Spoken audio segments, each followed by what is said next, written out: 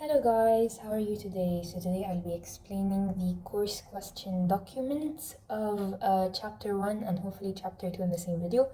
If not, I'll do them both in separate videos. So let's start. We have chapter 1, which is about temperature and heat. We start with section 1.1, which is the sensation of hotness and temperature. Which of the following are thermometric properties, and give reasons? Now, the hardness of egg white, although it is a thermometric property. What does a thermometric property mean? It means something that changes as the temperature changes. So although it changes as you increase the temperature, it becomes a solid. However, if you decrease the temperature after it became a solid, it will not become a liquid again. So definitely the hardness of an egg is not one of the thermometric properties. The length of mercury in a mercury in glass thermometer, yes, it is a thermometric property because as the temperature increases, it increases, and as the temperature decreases, it decreases. So yes, we will consider it. Now, the mass of a fixed quantity of gas, mass is not changed by the temperature. It remains constant with temperature. Therefore, it is not a thermometric property. So B is the only answer for part 1.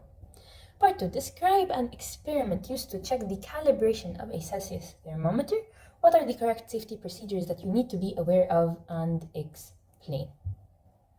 Now, what we are going to do is we are going to insert the tip or the end of the thermometer in melting ice. Now, when the mercury stops decreasing, okay, because we are using what? We are using a Celsius thermometer. So when the mercury or the alcohol will stop shrinking, you are gonna label it, okay, and this is the first calibration mark, which is 0 degrees Celsius.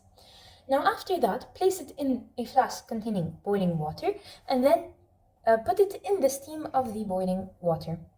Okay, when the mercury or the alcohol stops expanding, you're gonna label the calibration, so you're gonna calibrate it, and this is gonna be 100 degrees Celsius. Now, some hazards you should be aware of, they are fragile glassware, toxic mercury, and extreme heat. Okay, I said this already because you guys can write it in the exam, but I don't want to write it. Okay, number 3. X and Y are liquid in glass thermometers. The scale of each thermometer starts at 0 degrees Celsius. X has a large range, good linearity, and high sensitivity.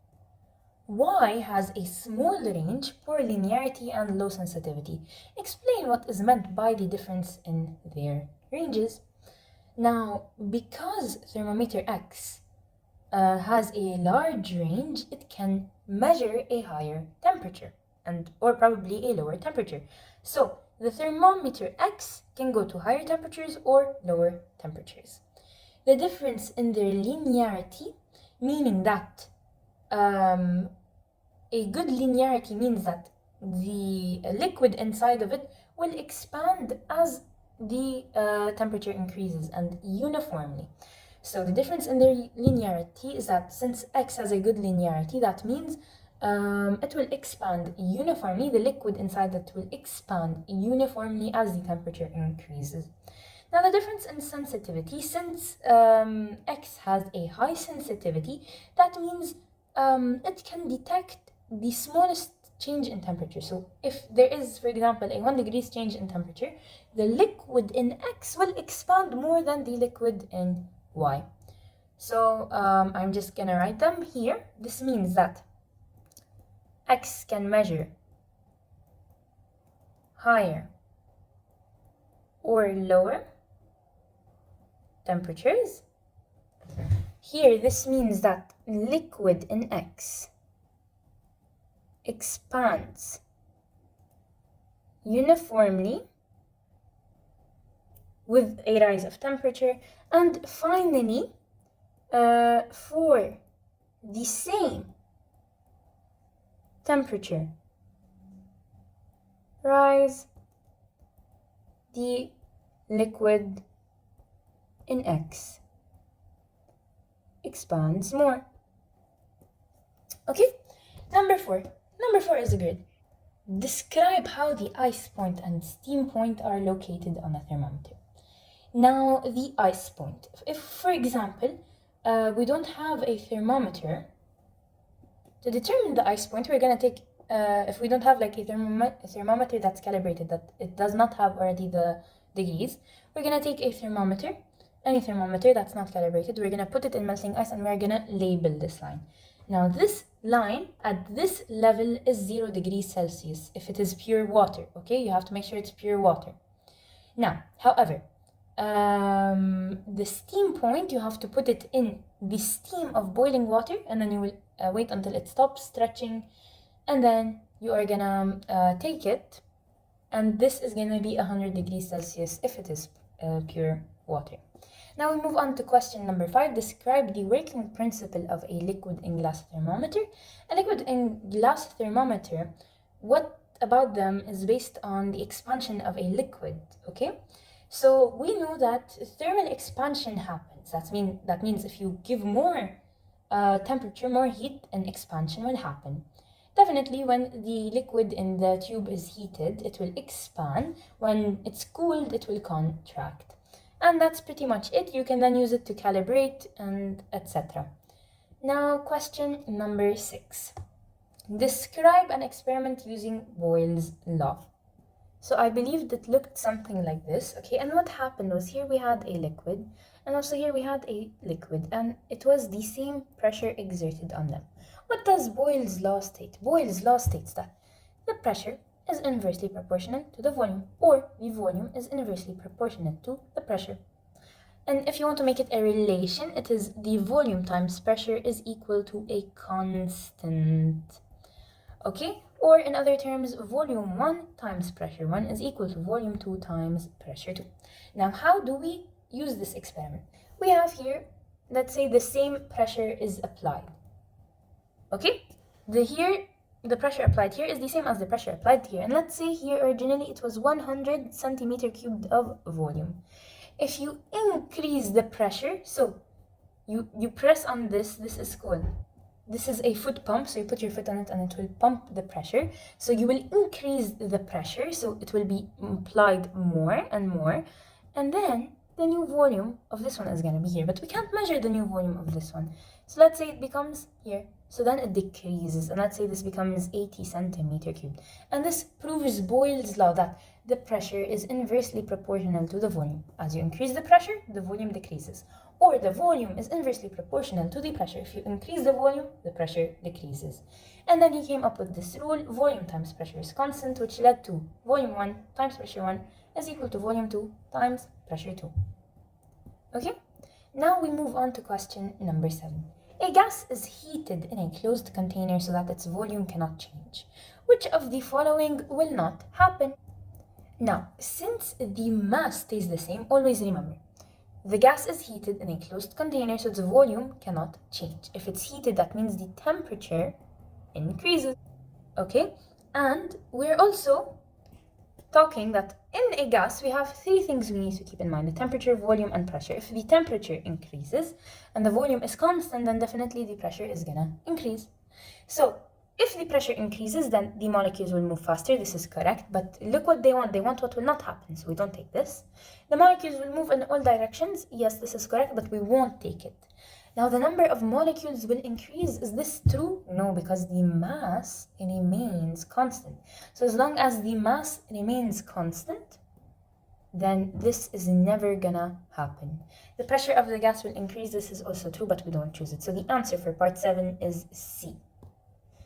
Going to question number 8. What is the relation between Kelvin and degrees Celsius? We should know that the Kelvin is equal to 273 in addition to the temperature in degrees Celsius. Now, draw and label a thermocouple. This we've done it many times. So we have, for example, let us say we have 2 cups. Cup 1, cup 2. This is cold. This is also hot. Okay? Then, this is the first part of the thermocouple. The second part, connect this together. Then we draw the galvanometer. This is a thermocouple. If we're gonna label it, this is gonna be galvanometer.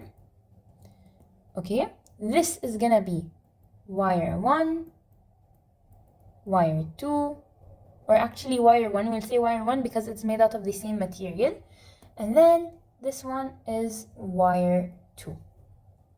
Okay, so like this, we drew what? We drew a thermocouple. Now they need us to describe the properties of this thermocouple. We should know that a thermocouple has a low heat capacity. So let me just state them. I will write them over here. Part B, it has a low heat capacity. Okay, which makes them respond quickly. So due to the low heat capacity, they respond quickly to a change in temperature and they reach thermal equilibrium quicker.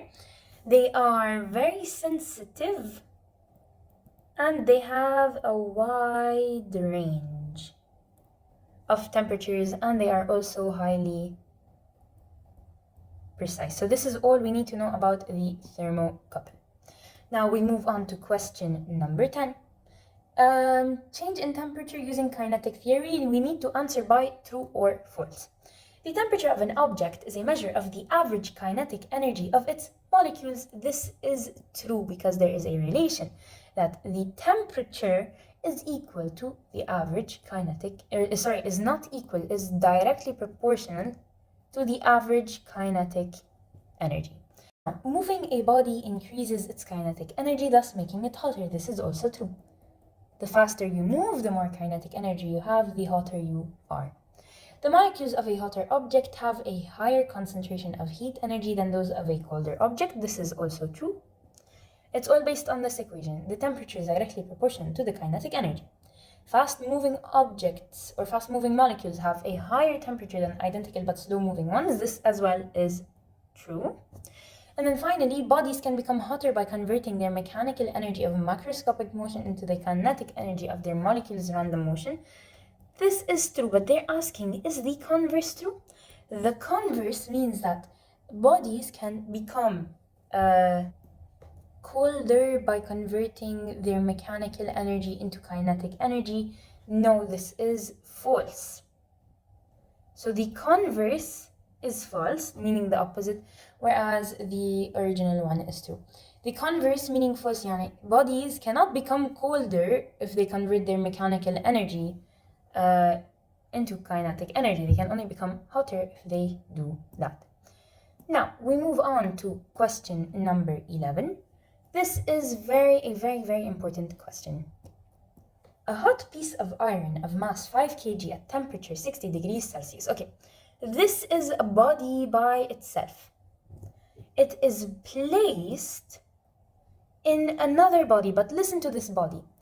The body is 3 liters of water in a copper pot of mass 1 kg at room temperature.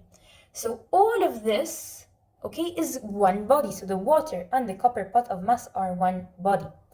Now they need us to determine the equilibrium temperature, meaning at which temperature will both of them become. Very simply, what we are going to do is we are going to treat this as a body itself, meaning a hot piece of iron. It's going to be the mass of the iron times the C of the iron. This means the specific heat capacity of the iron multiplied by the change in temperature of the iron. Now, if we are looking for the equilibrium temperature, that means it's supposed to be equal to, now listen to this, it is supposed to be equal to the mass of water multiplied by the specific heat capacity of water multiplied by the change in temperature of water in addition to the mass of copper multiplied by the specific heat capacity of copper multiplied by the delta T of copper. Now this one, because they're the same body, then the change in temperature is the same. So you can rewrite it as the mass of water multiplied by the specific heat capacity of water in addition to the mass of copper multiplied by the specific heat capacity of the copper, all of it multiplied by the change in temperature. Okay, now we can solve it. Of course, in the exam, they are going to give you all the values. You don't need to worry about anything. So the mass of iron in this case is 5 kg multiplied by the specific heat capacity. This you can search it up, but it's 451 multiplied by the change in temperature. Now look at this. What we are going to do is we are going to see change the 60 degrees Celsius into the Kelvin. So it's going to be 60 plus 273, which is 333. Now, which is bigger, 333 Kelvin or 300 Kelvin? Definitely 333 Kelvin. So, because it is bigger, it is going to be the first one. So, 333 minus the temperature we are looking for. It is equal to the mass of water, which is in this case 3 kg, because 1 liter is 1 kg. So 3 kg multiplied by the specific heat capacity of water, which is 4,200, in addition to the mass of copper, which is 1 kg, multiplied by the specific heat capacity of copper, which is 385, all of it multiplied by the temperature minus 300. Now notice, 333 is bigger than 300, so it comes first, and 300 is smaller than 333, so it comes the second. Solving it as an equation, we are gonna get 750,915 minus 5 times 551 minus 2255 temperature is equal to 12985 temperature minus 389550. Then solving it, we are gonna get 4646415, okay, is equal to, this is not minus, this is equal to 15240 temperature. Then you divide both sides, so 4646415 divided by 15240, and then you are gonna get that temperature T is equal to 304.8, which if you round it is approximately 305. Now let's move on to question number 12. A 2.2 kg piece of lead is placed in an aluminium beaker of mass 500 grams containing 10 liters of water. Notice how they said it directly in one full sentence. That means this is a body by itself. An electric heater of power 2000 watts is used to heat the system from 20 degrees to 80 degrees, so 60 degrees is delta T, in 21 minutes and 22 seconds. 21 minutes times 60 seconds is 1260. In addition to 22 seconds is 1282 seconds. Now they need us to find the specific heat capacity of lead. So to find the specific heat capacity of lead, we are gonna make a formula in which contains the mass of lead multiplied by the specific heat capacity of lead multiplied, or no need for the multiplication because it's all one body, okay, in addition to the mass of water multiplied by the specific heat capacity of water, in addition to the mass of aluminium multiplied by the specific heat capacity of aluminium, and all of it is multiplied by the specific by the change in temperature, which is 60 degrees. Okay, so always remember this is equal to Q, which is the quantity we need to find. Let me just 1 second get the specific heat capacity of aluminium.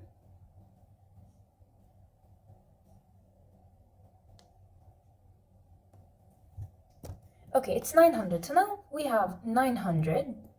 Okay, we have the mass of aluminium, which is 500 grams, which is 0.5 kg, plus the specific heat capacity of water, which is 2400, multiplied by the mass of water, which is 10 liters, meaning 10 kg, in addition to the specific heat capacity of lead, multiplied by the mass of lead, which is 2.2 kg. It is equal to Q. But how do we find Q? Notice we have the power, 2000 watts, and the time. The time, we got it to be 1282 seconds. So, okay, we know that Q is equal to power times time, so we're going to multiply the watts, 2000, by the time, which is 1282. Doing it on the calculator, 2000 multiplied by 1282, we are going to get 2564123. So here, Q can be replaced by 2564123. Oh, and I almost forgot to multiply all of this by the change in temperature, which is 60. Okay, so now if we make it a formula, it's gonna be 2.2 times the specific heat capacity of lead plus 10 times 200. Okay, I did this wrong, sorry guys. This is 4,200. So 10 times 4,200 plus 8.5 times 900. Okay, plus 42450. Okay, all of it is times 60.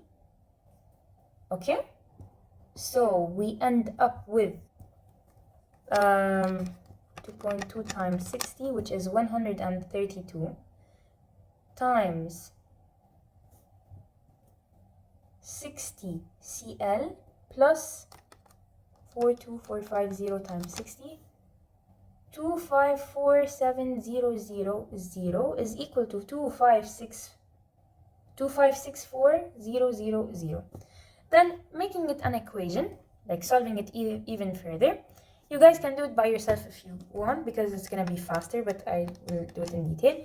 So you're going to get 7920 Cl is equal to 2564000 minus 2547,000, which is then 17,000. And then divide 17,000 by 7920, which gives you approximately, sorry, not 17,000, I mean 1,700, and it will give you approximately that Cl is 0.21 kilojoules per kg times Kelvin. And that is it for question number 12. They told us give one factor that explains the difference between the calculated value and the actual one, and state how it does so. How can you reduce its effect? Definitely one factor that can explain the difference between these is it can either lose heat to surrounding, like it can either have a lower specific capacity due to the surroundings or a higher one due to the surroundings. So to prevent this, we have to insulate it, okay, to reduce the heat loss. Now, question number 13, design an experiment to determine the specific latent heat of vaporization of water using an electric heater. Why don't we use a thermometer in this experiment? What they said is you are going to connect immersion heater to power supply, fill the beaker with water, cover it and weigh the first mass. Insert heater and heat until the water begins to boil. Remove the lid so that the steam escapes and at the same time read the joulometer. Then after 15 minutes, switch off the heater and replace the lid. Then the mass of the water is the original mass, the final mass minus the original mass. Then you find L by etc. Okay. Using an electric heater, you can find the value of Q very simply because it's electricity and Q is equal to IVT, okay? And then you're gonna divide it by the mass that you have. So this is how you find the specific latent heat of vaporization. Now we do not use a thermometer because there is no change of temperature during evaporation, so the thermometer is of no use. Now design an experiment to determine the specific latent heat of fusion of water using an electric heater. Again, same process. You will find the joules by doing Q equals IVT. Then you're gonna divide it by the mass, and then you found the specific latent heat of fusion. You do not use a thermometer because there is no change of temperature. Okay, now we need to describe evaporation. I will draw and explain to you evaporation using a drawing.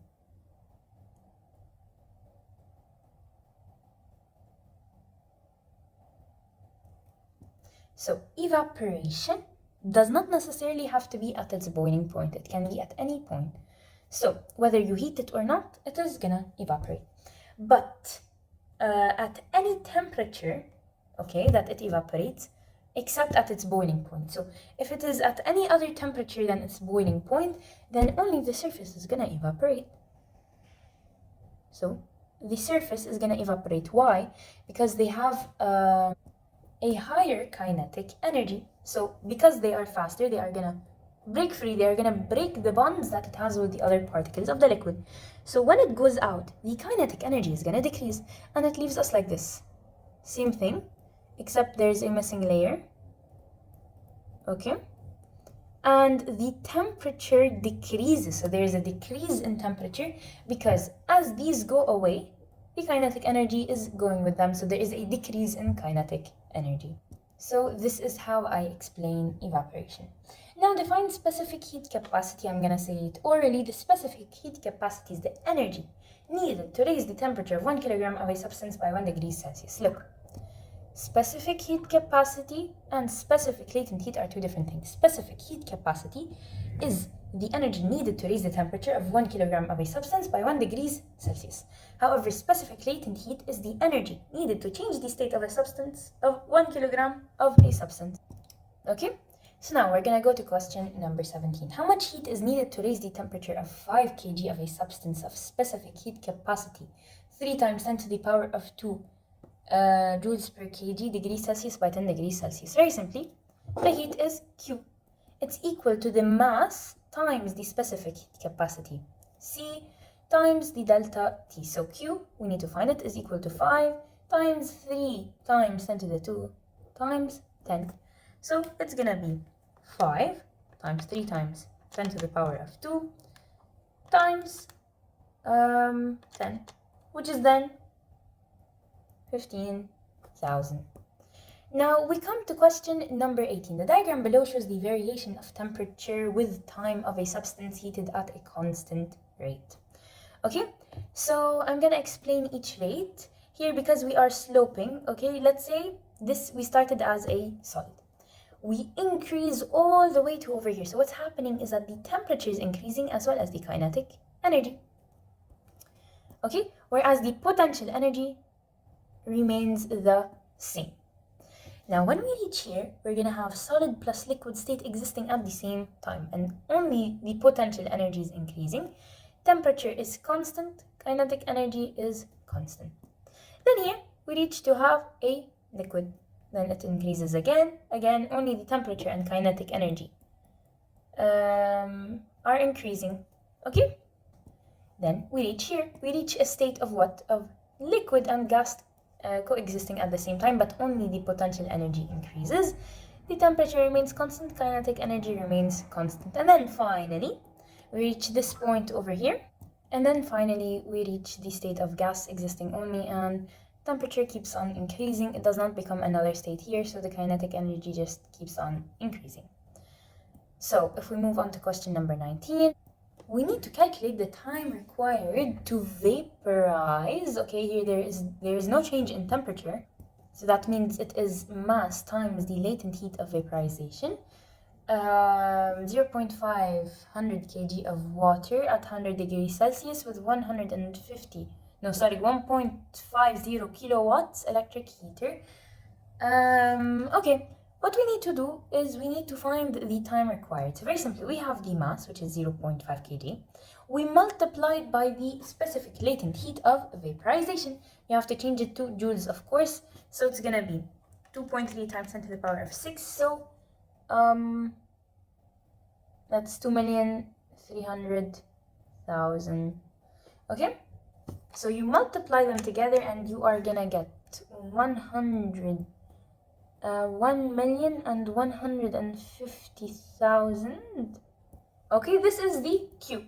So if we have the power, and we know Q is equal to power times the time, we have the power, which is 1.50 kilowatts. So that's 1.5 times 10 to the 3, 1,500 watts.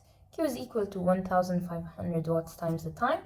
So 1,150,123 is equal to 1,500 times the time. So then, after solving it, you are gonna get that 1,150,123 divided by this is then equal to approximately 767 seconds.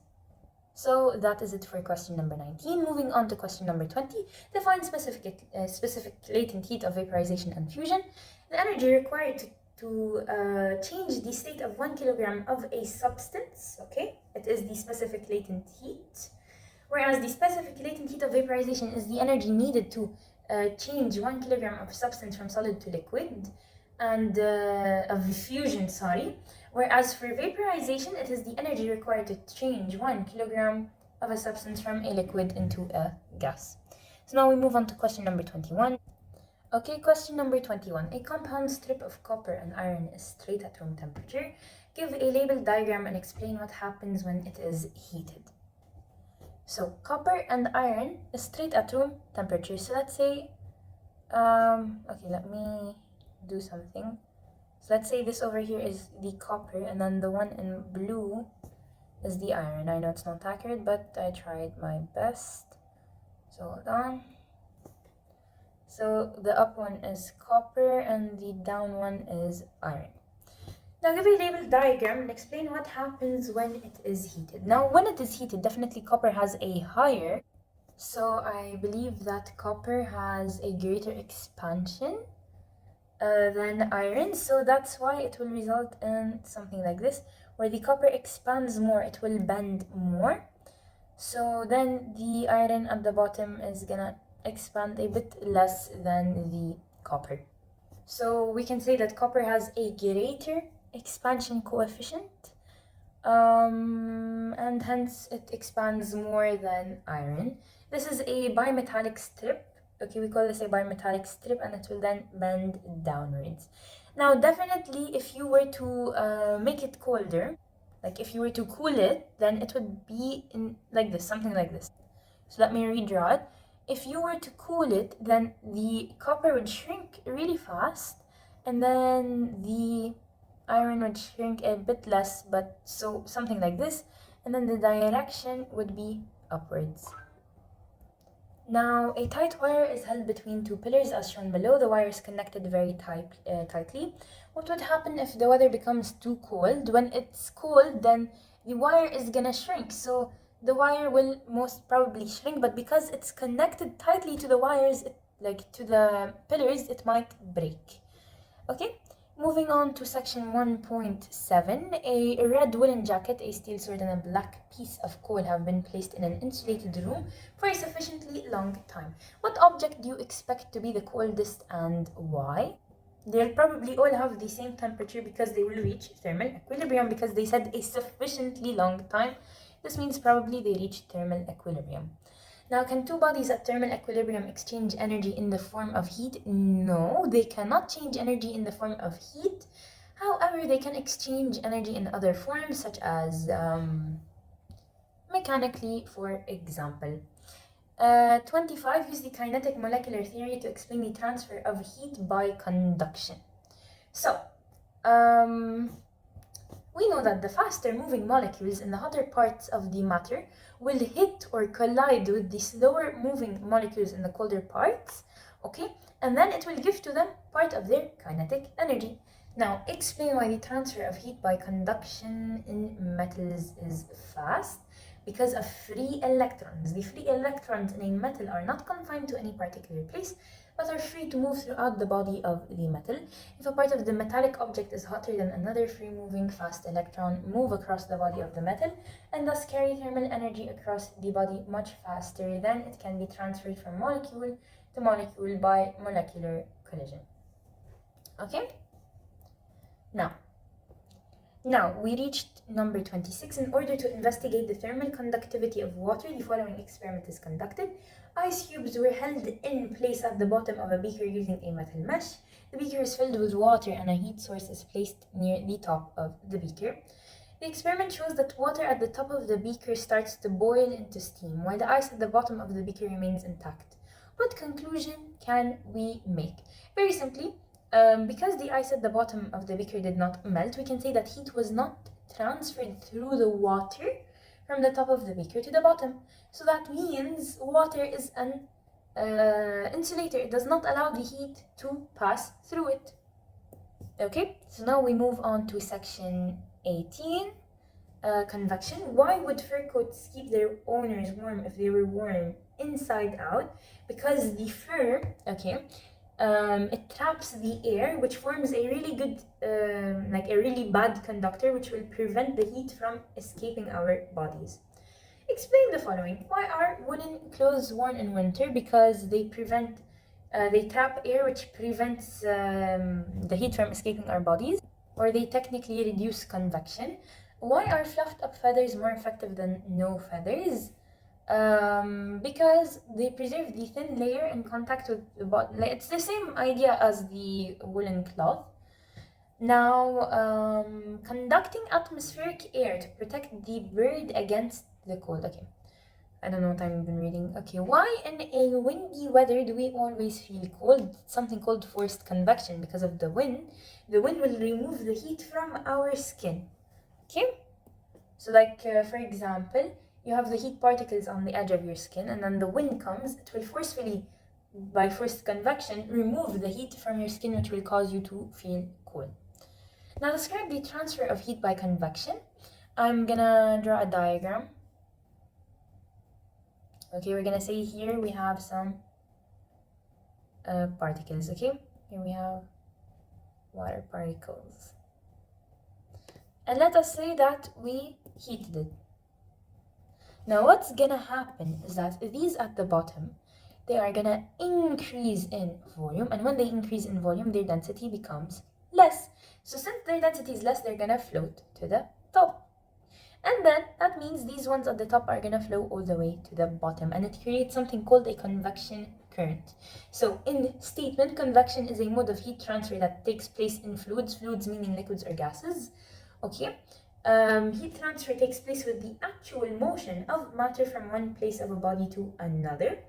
And as we described over here, when you heat it, then the particle size will become bigger, the volume will increase, so then the density will decrease, so it will float upward, and then it will replace the denser particles at the top, which will float downwards. So now we move on to radiation. We need to draw a simple diagram to show the construction of a vacuum flask, explain how the vacuum flask reduces transfer by conduction, convection, and radiation. So I don't think this will come in the exam, but just like draw it, I'll draw something, because why not? Let's draw, let's have some fun. Let us try to become an artist even though we're not good at art. Okay, wow. This just makes so much sense. Okay, it's something like this. Okay, but basically there's like a stopper that prevents it from escaping. Okay, it prevents the heat from escaping by convection, that is. Then it is double walled with glass, so that is what prevents it from escaping by conduction or radiation. There is also some mirrors, it's like silver inside, so it's reflective, that prevents the radiation from escaping outside. And it is a vacuum that stops both conduction and convection. Alright, so now we're going to go to question number 31. An electric filament lamp with clear glass bulb is switched on and gives a bright white light. The bulb contains a small quantity of argon. Give an account of the parts played by conduction, convection, and radiation and the loss of heat. Okay, what happens by conduction? The lamp, okay, when it turns on, the filament in the lamp gets hot, okay? And the argon gas that is in contact with the glass and the filament will transport the heat technically, and this is then conduction. Okay, now for convection, because there is a gas, argon gas inside of it, the heat will move around in the argon gas, so this is convection. And radiation, anything that emits light, okay, is radiant. Anything that emits heat is radiant.